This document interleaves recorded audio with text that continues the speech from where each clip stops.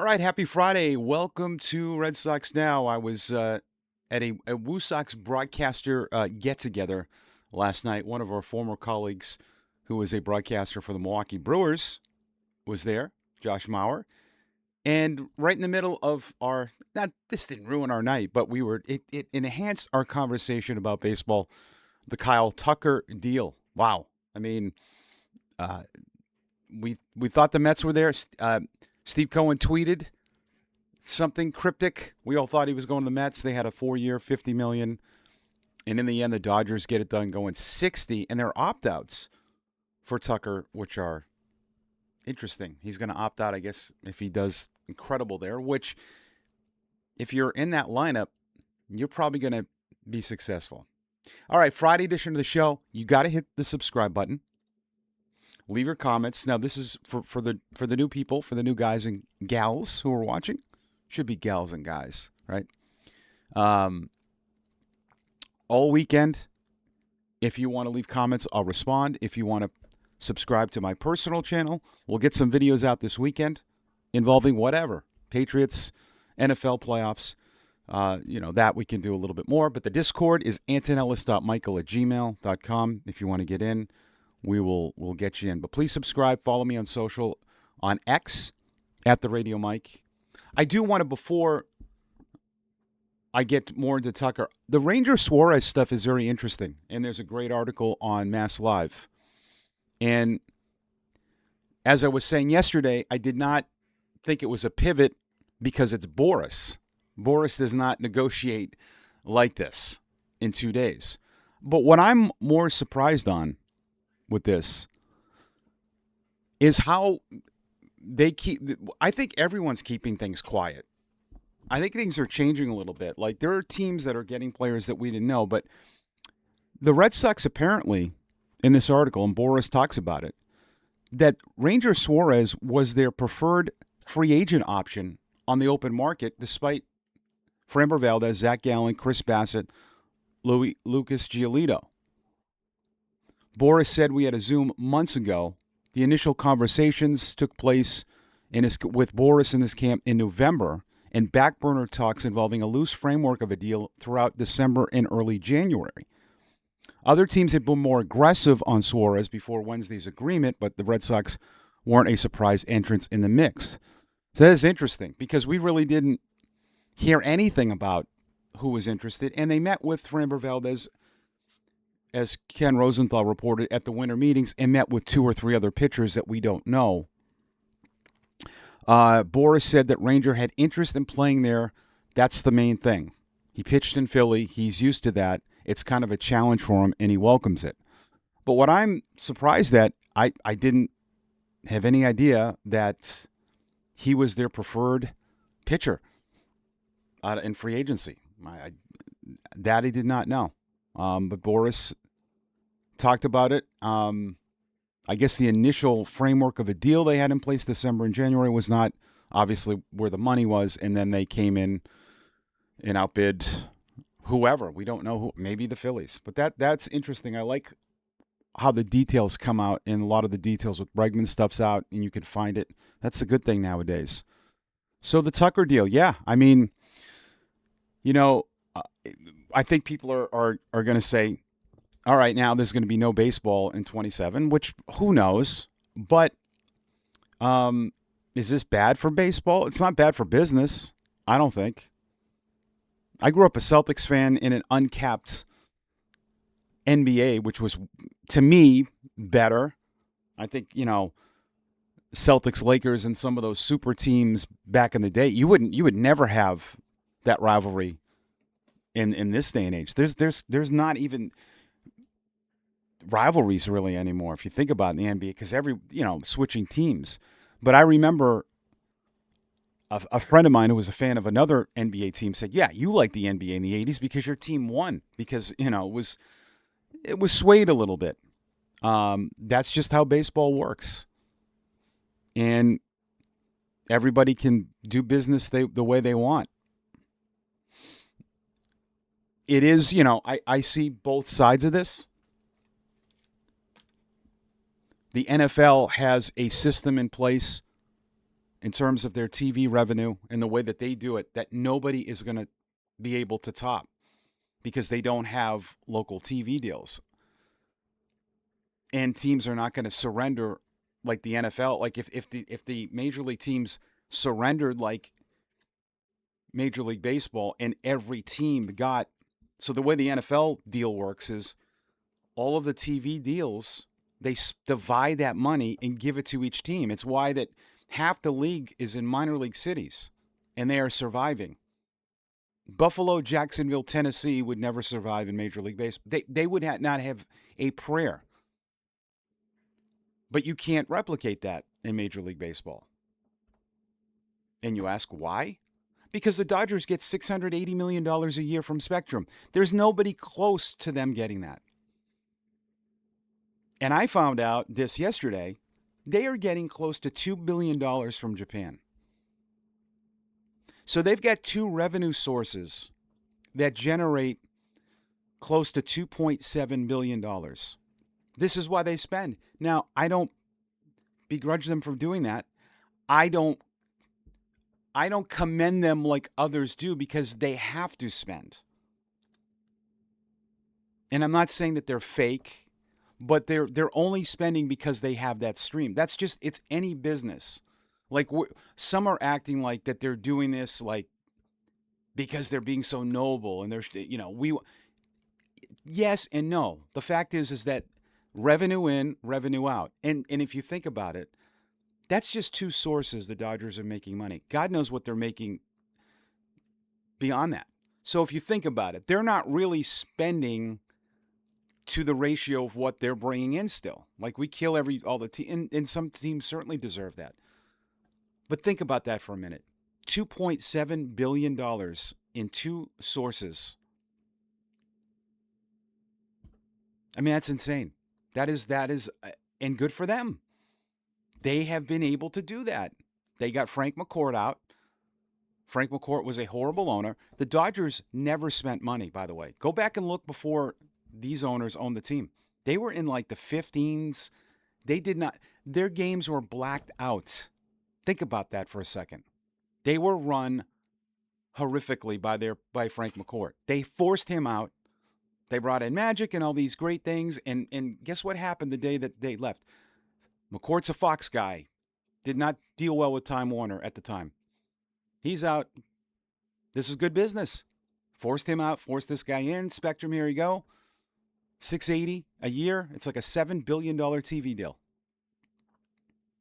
But they're able to do that because it's that market. And there's no kind of system set in like the other leagues where it's just a free-for-all. The NBA TV money. That's how they make it work in certain markets. That's why it's kind of like this. But in the end, I don't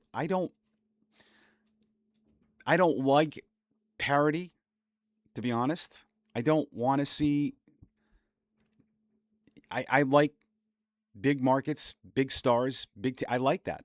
I think it's good for sports. But I do think that maybe this is getting to the point where there might need to be a little adjustment made. Right? Because if one team continues to do, if it just continues to grow over and over and over and over again, I mean, the teams like on they have no chance. They have no chance. I mean, Tucker signed, he's making more than what teams are going to be spending. You can't have a league like that. So is it a problem with those teams at the bottom that they're not spending enough? I don't know. I don't know if it matters. There's a big difference between Miami Marlins baseball and the Dodgers baseball, even if they win. It's just what it is. You can't replicate passion in a love for a game, baseball that is, I think, in certain markets. It just, in certain markets, it's just not going to generate, and then people will tell me, well, if they spent a lot and they won, it's not. In certain markets, they don't care. It's just, you can't have every single market be like Boston and New York or LA. And LA is somewhat a bandwagon fan base. They are. I mean, Dodger fans are, I don't know how diehard they are. It's just different. There's a lot more to do out there. But I just know, like, in processing the situation, like, you can't have like Pittsburgh, Miami, and then the Dodgers in the same. You can't. Like, something's got to give um, something. But I don't think this hurts baseball in terms of you have to have the David and Goliath. Like everyone watched the World Series last year.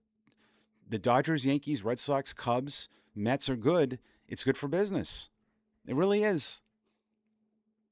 Um, so, I don't know what the solution is to this.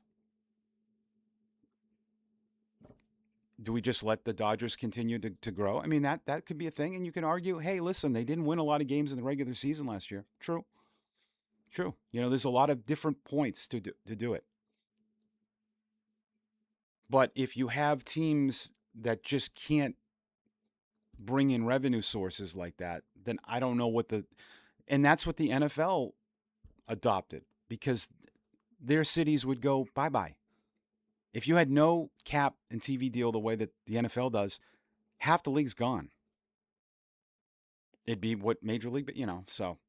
What does this mean for the Sox?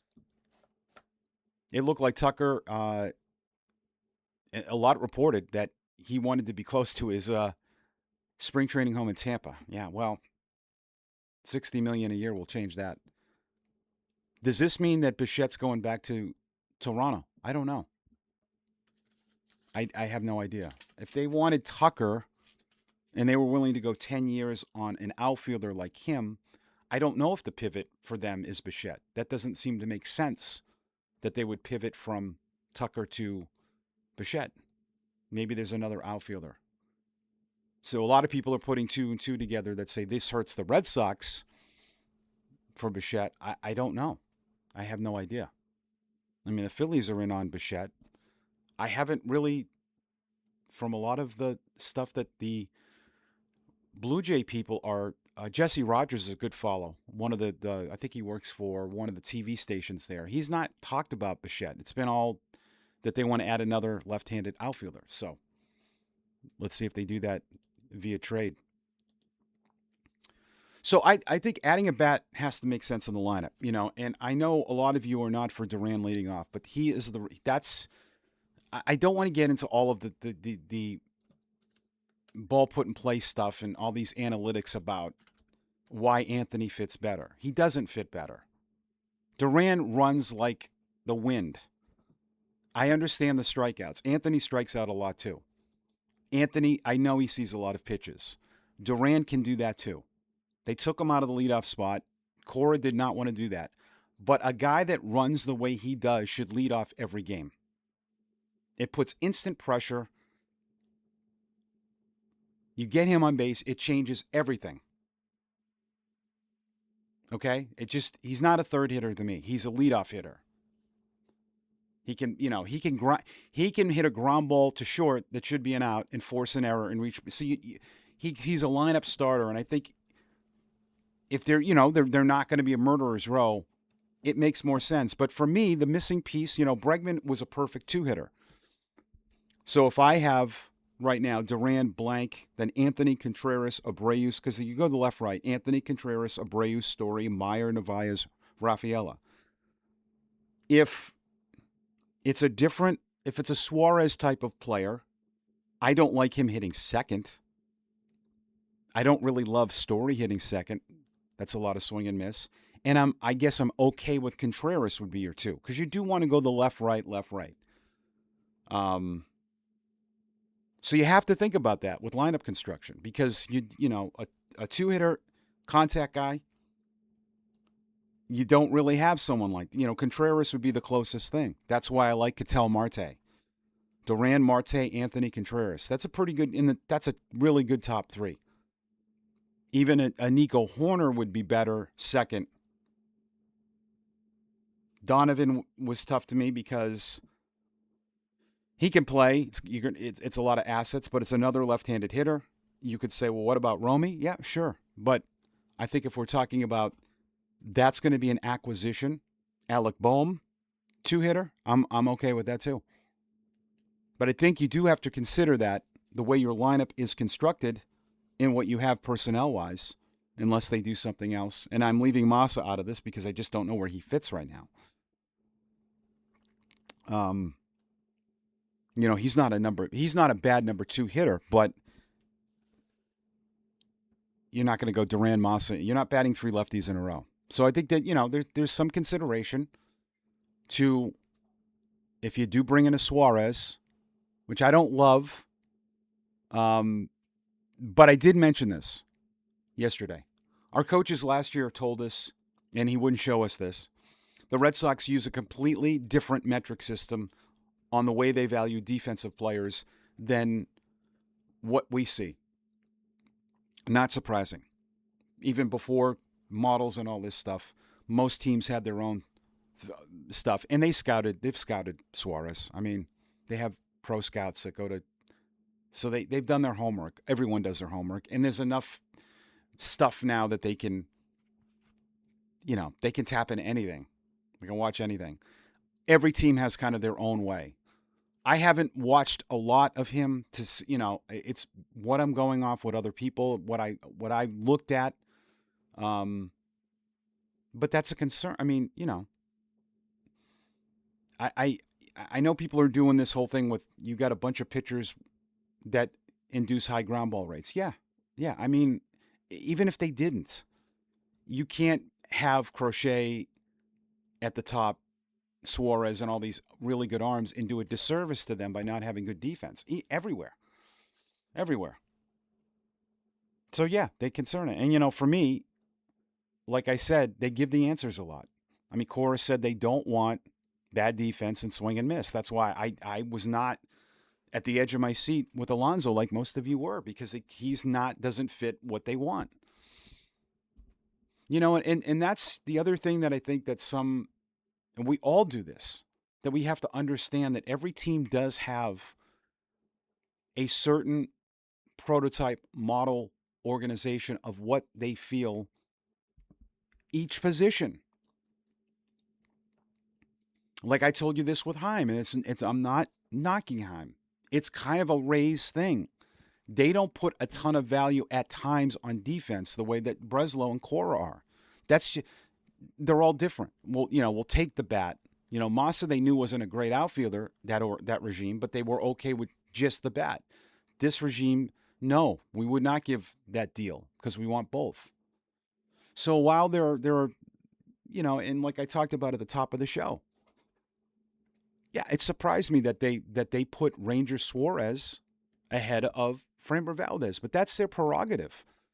You know what I mean? And like to sit here and just like, yeah, Framber Valdez, just looking at it, to me seems like a better fit, a better pitcher.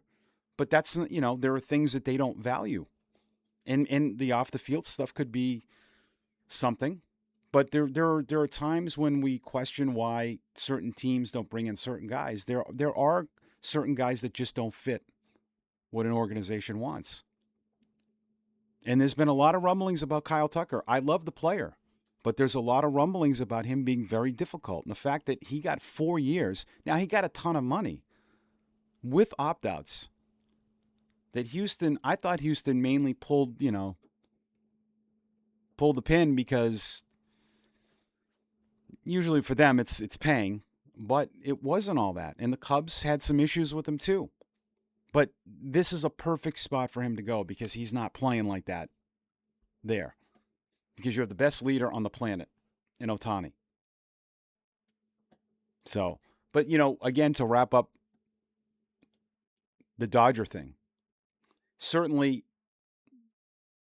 this stuff's getting ridiculous with them, but it's must-see TV.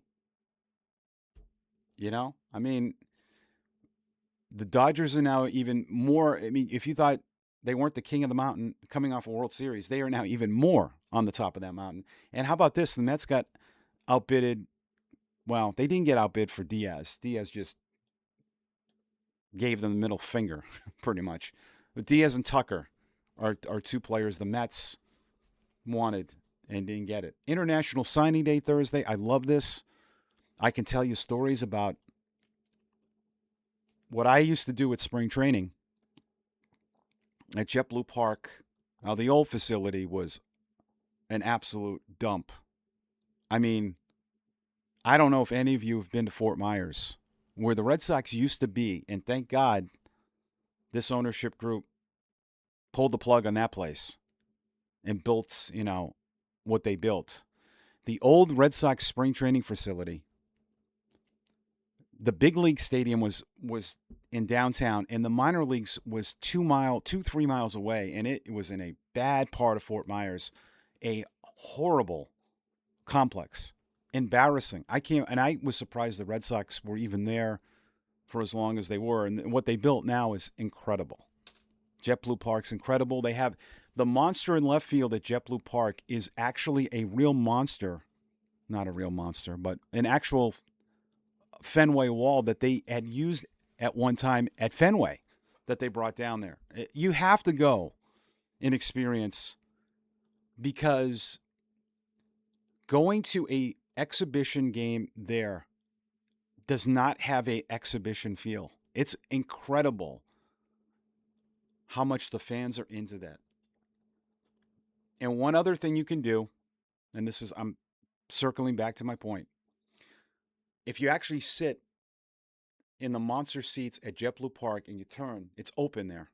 You could see all the backfields. So there's about 6 of them. They're all named after former Red Sox players. I really advise you to do this. In the morning, so they have games. The AAA and AA teams, if they'll play at JetBlue Park, the A-ball teams are playing on the road, but they leave guys back.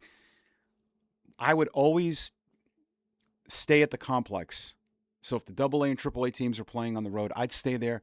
And I remember seeing a kid, Rafael Devers, on one of the backfields when he was about, I can't remember, 18.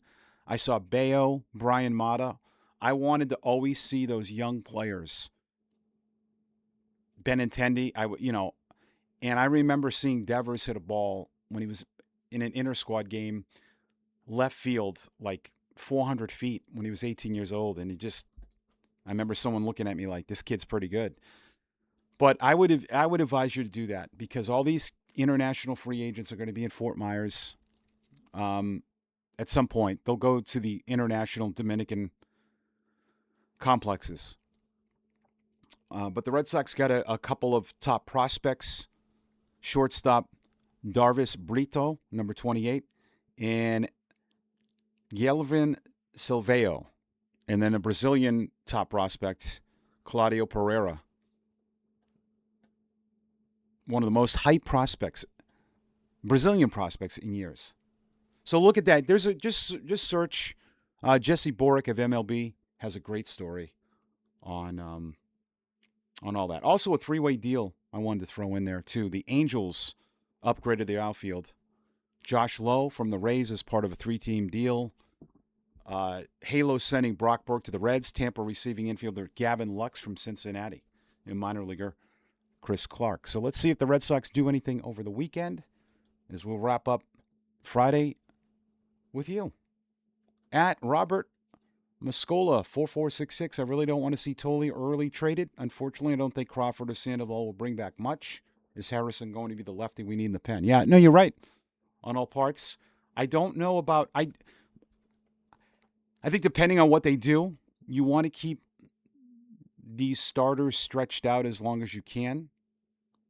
And obviously, you would not compensate the big league team, but I don't know if they feel that that's something he can do. Harrison, to me, he has trouble throwing strikes sometimes right away. He needs, I don't know if he'd be a good reliever. And they've done so much with him to work with him to refine his repertoire. I think putting him in the bullpen, I don't know. I don't think it would work. We'll see, though. Ryan Mummy 6677. Plan A has to be Marte. At this point, you need to be comfortable giving up Tolley or early to get the type of bat. Plan B is Paredes at third in a position, and a platoon Meyer Romy at the second. I don't hate that, because I think Paredes with a low strikeout can play third base. He would slot right into your number 2 in the lineup. Matty Mole 29. Matty's the best. Hey, Mike, what's your view on trying to pry Pena away from the Astros, even if it costs Duran? I mean, I'm all for that. I mean, I don't. Pena, by the way, played at Maine. I don't know if they would do that. Right? I mean, what's his contract? They gave him $4 million this year. I don't know. I don't see them doing that now. But I would absolutely do that. Absolutely. Great player. Good leader. I know you have a shortstop already. You know, the natural thing when you're moving players around is we always saw this is the shortstop to go to third. But I don't think Story, they're not going to do that. But that would, or they would put Story at second. But yeah, I would absolutely love Pena. All right, subscribe to Red Sox Now. It's presented by FanArch. Hit that subscribe on the way out. Leave your comments. We'll talk to you on Monday. Have a great weekend. And as always, go Sox.